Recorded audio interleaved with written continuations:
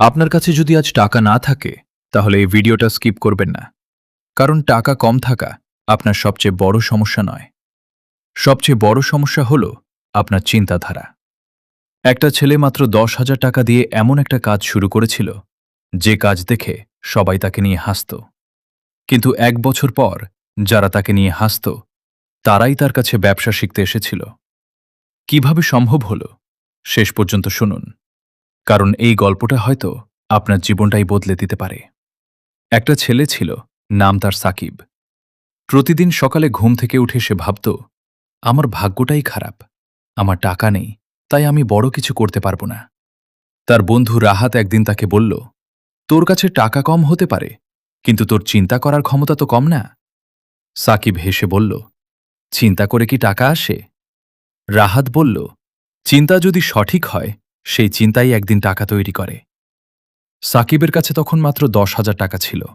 সে চাইল একটা ছোট ব্যবসা শুরু করতে, কিন্তু আশেপাশের মানুষ বলতে লাগল, ব্যবসা করে লাভ হবে না, টাকা ডুবে যাবে, চাকরি কর, সেটাই নিরাপদ।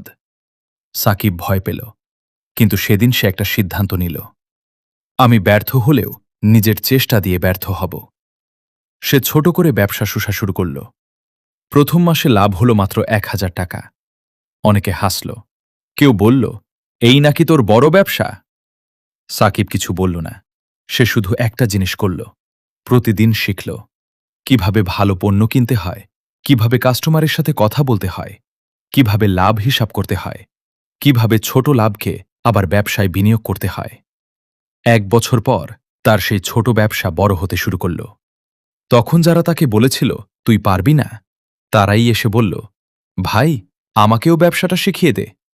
সাকিব তখন একটা কথা বলেছিল, আমার জীবন বদলেছে টাকা দিয়ে নয়, আমার চিন্তাধারা বদলানোর পর। ভাই, মনে রাখবেন, আপনার পকেটে আজ টাকা কম থাকতে পারে, কিন্তু আপনার মাথায় যদি সঠিক চিন্তা থাকে, আপনি শূন্য থেকেও শুরু করতে পারেন। ব্যবসা মানে শুধু টাকা লাগানো নয়,